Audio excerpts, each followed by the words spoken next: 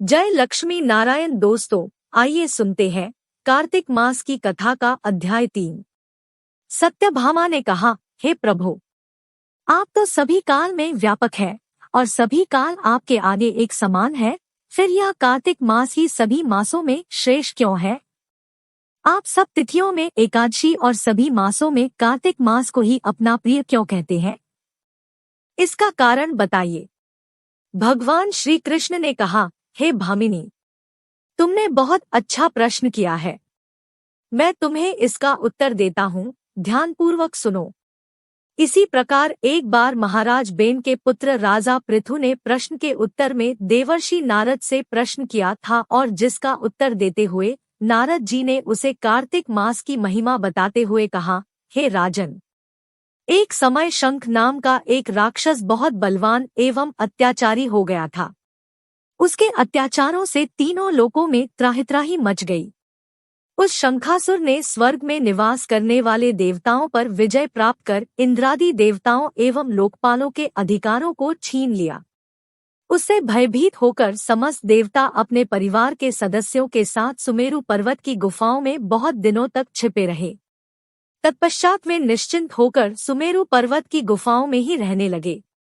उधर जब शंखासुर को इस बात का पता चला कि देवता आनंद पूर्वक सुमेरु पर्वत की गुफाओं में निवास कर रहे हैं, तो उसने सोचा किसी कोई दिव्य शक्ति अवश्य है जिसके प्रभाव से अधिकारहीन यह देवता अभी भी बलवान है।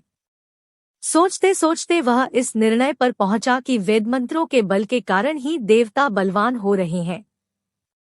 यदि इनसे वेद छीन लिए जाए तो वे बलहीन हो जाएंगे।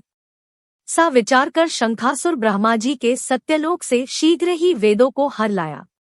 उसके द्वारा ले जाए जाते हुए भय से उसके चंगुल से निकल भागे और जल में समा गए।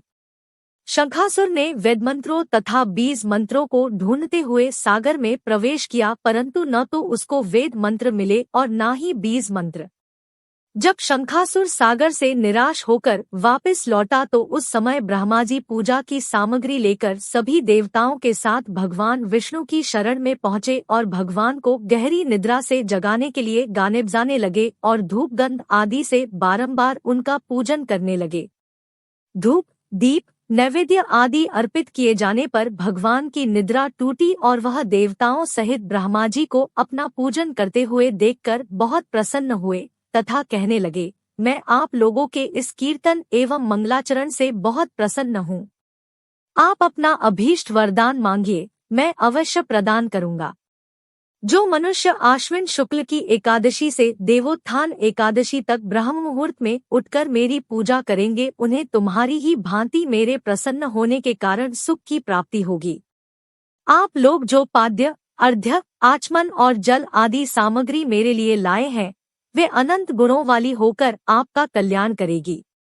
शंखासुर द्वारा हरे गए संपूर्ण वेद जल में स्थित हैं। मैं सागर पुत्र शंखासुर का वध करके उन वेदों को अभी लाए देता हूँ। आज से मंत्र बीज और वेदों सहित मैं प्रतिवर्ष कार्तिक मास में जल में विश्राम किया करूँगा। अब मैं मत्स्य का रूप धारण करके जल में जाता हूँ। तुम सब देवता भी मुनीश्वरों सहित मेरे साथ जल में आओ। इस कार्तिक मास में जो श्रेष्ठ मनुष्य प्रातः काल स्नान करते हैं, वे सब यज्ञ के अवभृत स्नान द्वारा भलीभांति नहा लेते हैं। हे देवेंद्र, कार्तिक मास में व्रत करने वालों को सब प्रकार से धन, पुत्र पुत्री आदि देते रहना और उनकी सभी आपत्तियों से रक्षा करना। हे धनपति कुबेर, मेरी आज्ञा के अनुसार तुम उनके धनधान्य की वृद्धि करना, क्योंकि इस प्रकार का आचरण करने वाला मनुष्य मेरा रूप धारण करके जीवन मुक्त हो जाता है। जो मनुष्य जन्म से लेकर मृत्यु पर्यंत विधिपूर्वक इस उत्तम व्रत को करता है, वह आप लोगों का भी पूजनीय है। कार्तिक शुक्ल पक्ष की एकादशी तिथि को तुम लोगों ने मुझे जगाया है, इसलिए यह तिथि मेरे लिए अत्यंत प्रीतिदायिनी और माननीय है। हे देवताओं, यह दोनों व्रत नियम पूरा करने से मनुष्य मेरा सान्निध्य प्राप्त कर लेते हैं।